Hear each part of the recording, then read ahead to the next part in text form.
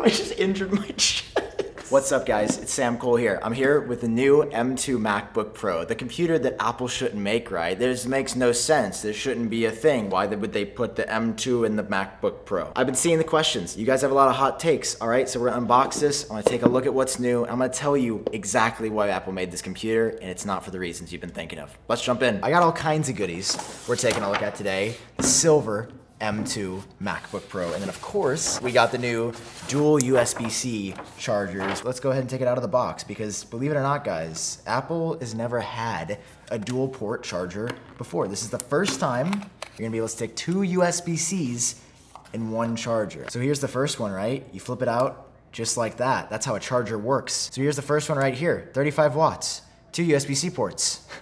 That's that charger. Next up, this is one that's actually a little bit more interesting because it's the same design but compact, which I actually have not seen either of these before. And again, Apple's second charger to have two USB ports on here. USB-C, of course, that comes unwrapped really nicely. Little grips on the side right here to hold it, and it flips out into the wall. You can see, like side by side, they're not as thick, all right? That's like half the thickness. But do these chargers actually charge? Oh my God, we have to figure it out. So we're gonna start off with the 35 watt non-compact. I've got a nice little HomePod mini here. This is one device plugged in. Will it power on? This has been laying dormant for months. Can it live? It does live. But guys, can the second Apple device work being plugged into the wall? Guys, this is content you're not gonna find anywhere else. And look at that, it charges. Guys, round of applause.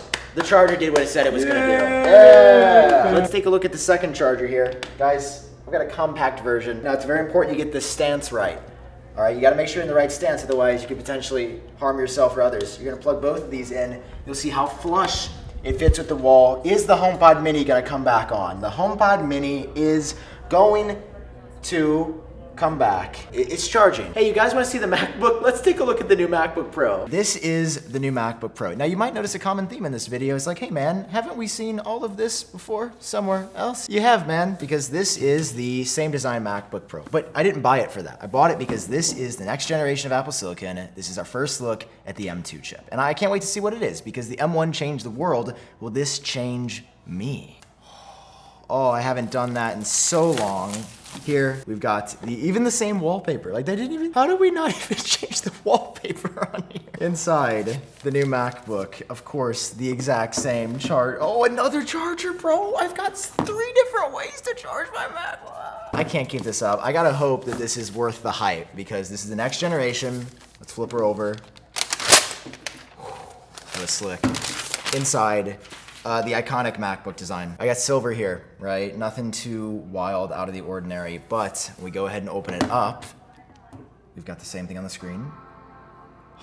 The iconic start sound. Now listen, I know this video has been absolutely riveting, but if you guys want to stay and watch me watch the settings, no, we're not doing that. We're just skipping to where it's actually set up. So here's the new M2 MacBook Pro, right? It's set up, it's ready to go. It's ready to tell me what I need to be reminded about, right? It's the same Mac we're familiar with. It's the same design, it's the same body, it's got the same touch bar. I can tell you instantly, I'm already annoyed at the touch bar. Seeing this again, even with a fresh M2 chip inside, it just really makes me realize how great of a decision it was for Apple to remove it on the newer MacBook Pros. So listen, I hate the touch bar, and I've been very upfront about that, but for those of you that have been wanting the touch bar to stay, I have a feeling this is gonna be your last chance. And I think that could be worth it because there's the M2 inside. You know the specs, it's got the same 8-core CPU, albeit a little bit faster, and a new 2 additional core, 10-core GPU. And I, of course, I'm not the benchmark king, so I went over to my friend Luke Miani and I said, hey, what have you been seeing in your experiences? And Luke found some interesting things. Number one, that the 8-core CPU is a little bit faster, but that if you're going to get this for only CPU, non-media heavy tasks, like it's not really that much faster than the M1 and definitely not worth upgrading if you already have an M1. But the GPU on here is a totally different story. It's up to 30 or 40% faster over the M1. So if you're doing anything with intense media, but you don't want to spend a lot of money and you want the touch bar here, I mean, I can see why Apple put this out. And another reason Apple made this MacBook Pro is so you can put ExpressVPN on it. Now, I don't know about you guys, you ever go on the internet and you don't want people to know what you're searching for, I would never, there's not a single time. You see, the thing is, going into private or incognito mode doesn't actually hide what you're browsing. Like, your internet provider can still see all of that unless you're using ExpressVPN. See, when you guys sign up for ExpressVPN, it's an app that reroutes your internet connection through their secure servers so people can't see what websites you're visiting. And in my time on YouTube, I've used a lot of VPNs, but ExpressVPN is so fast that every time it's on, I don't even notice because it doesn't slow down your connection at all. Guys, protect your online privacy today with the VPN rated #1 by Business Insider. That's official. Visit my exclusive link, expressvpn.com/iupdate, to get 3 months free when you sign up for a 1-year plan. That's expressvpn.com/iupdate. Link is down below. Guys, it's time to be safer online. No more doing what you've been doing. I've been looking. All right, use ExpressVPN so I can't see no more. So if everything's the same, right? If this is the same MacBook and everything is identical to before, but there's an M2 chip in, why is this here? And I feel like I've seen such a consensus in the community that's wrong, that Apple just did this for the money, because, you know, that's what anybody says at this point when Apple does anything. And sure, I don't doubt that they had some of these bodies and shells and touch bars left. There's no question. But I think broadly it's for a few other reasons, and mostly is because of this design. It is something that people are very comfortable with. When they see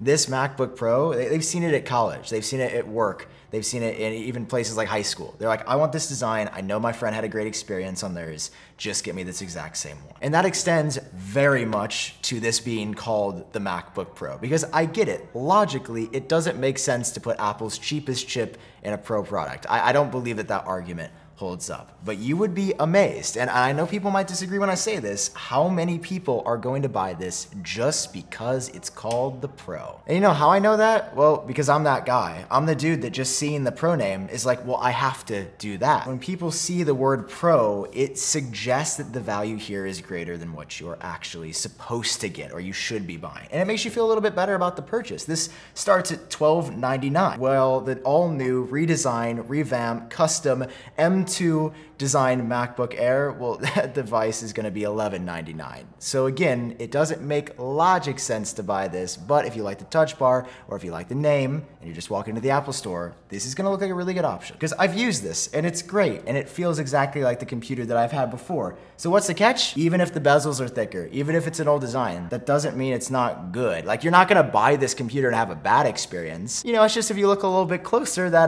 the M2 MacBook Air, that's the one to buy. This is just a preview, and it's here. And now I'm talking about a computer that's identical and some chargers. Were you guys entertained in this video? Yeah, me too, man. Me, I love the MacBook Pro. Yeah, this is obviously not a product for me, but for anybody that says this isn't going to sell or people aren't gonna buy it, I think you're completely wrong. It's a MacBook Pro. It's as great as the old ones have always been. But let's be clear here. It doesn't even get close to the incredibleness of the new MacBook Pros. If you're doing serious work on your MacBook Pro, you're gonna buy this one. Of course, it's like $600+ more. I don't know, just don't be mad at this computer, man. It has feelings, okay? It has a legacy, and it has the touch bar. Just for anybody crying about the touch bar, please, God, buy this computer so you stop commenting. Kevin, is there anything I'm missing for this? No. Not at all? No. This is Kevin the Tech Ninja helping me out. Yeah, like, I don't know. Kevin, would you buy this computer? No. There you go. You know what you're getting into, all right? This is for everybody that doesn't know what they're getting into, and it's still gonna be a good computer. So let's move on. Well, in that case, guys, thanks for watching. I love you so much. Thank you, of course, to Jonathan Morrison for having me out in the studio. He's amazing. Thank you to Kevin for helping me film this. You guys are the best. And I'll see you in the next video. I'll probably be back home in, I'll be back home in St. Louis if I can walk. Bye, guys. We'll see you later.